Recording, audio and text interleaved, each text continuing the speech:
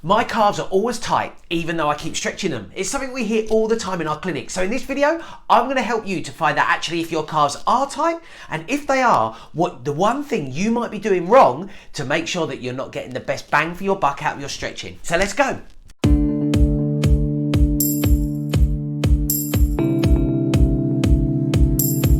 Thanks for checking out the channel. My name's John. If you're new here, I'm the head therapist at John W Sports Injury. And here at this channel, we want to help you to understand your body, to remove your pain in order that you can achieve your sport and exercise goals. Sound like something that you'd like? If so, hit that subscribe button, hit the bell, and then I'll be able to keep you updated when we've got new content all around those things. But today we're going to be talking about the calf complex, and ultimately why people always say to me that I keep stretching them, but yet they're always tight, and the one thing that you might be doing wrong. So, firstly, what we need to establish is, are your calves actually tight? Now, we know that calves can develop a lot of dysfunction. For one reason, they're the closest muscle group that we've got to the ground. So all the time we're making impact with the ground, walking, running, hitting the gym, playing football, you name it, we're getting a lot of ground reaction force being absorbed by these calves. So as a result, we can develop dysfunction. But are they actually tight? Now, what we need to know about tightness is that what we're looking for here is a lack of flexibility. And therefore, if we've got a lack of flexibility, then stretching is going to help with that dysfunction. So how can you work out if you have a lack of flexibility in your calf complex?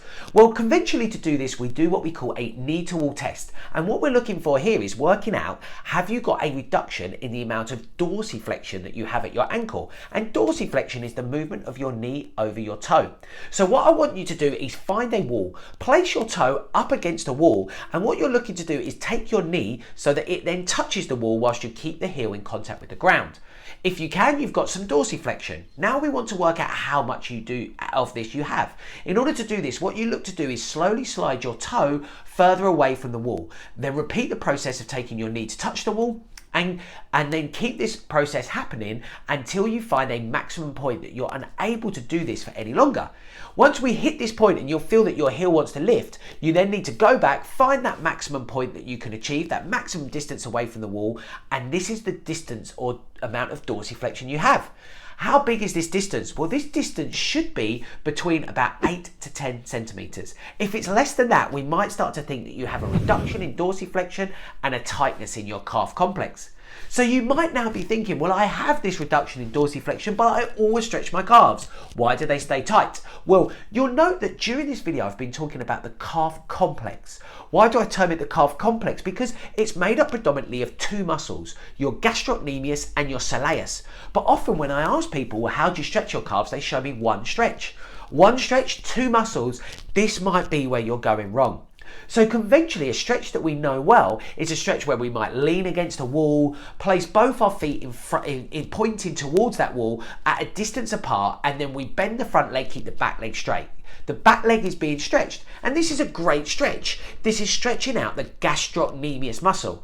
Now, the interesting thing about the gastrocnemius muscle is it's one of the muscles that crosses two joints. It crosses both the knee and the ankle. So with that back leg being nice and straight, what we get happening here is that the muscle being pulled at both ends, and so we get a good gastrocnemius stretch. But what I want you to try now is a different stretch.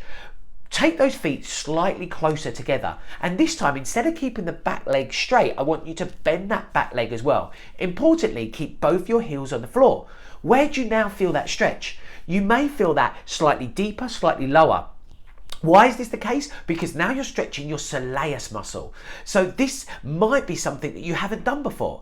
If you suddenly found that you've got a new stretch here, this might be your reason for keeping continually tight calves. And therefore, whenever we're stretching out our calf complex, we want to make sure that we're hitting both of these muscles. So when you're doing this, what I want you to do now is to repeat these two stretches every single day, once or twice a day. And I often give people the example of doing this whilst we're doing things like cleaning our teeth, fitting them into our daily activities that we do that gives us some routine, but we know that we can then complete those stretches. So 30 seconds doing each of those stretches twice a day. What better activity than cleaning your teeth in order to achieve this? After about a week or so, retest that knee to wall test that we did at the start. Have you found improvements? Well, therefore now you're finally making improvements in your dorsiflexion and you're reducing your calf complex flexibility because you're hitting both those muscles from that calf complex. And that's the important thing that I wanted you to take from this video. The thing you might be doing wrong and why you're not getting the best bang from your buck from your calf stretches is that you're only hitting one of those two muscles.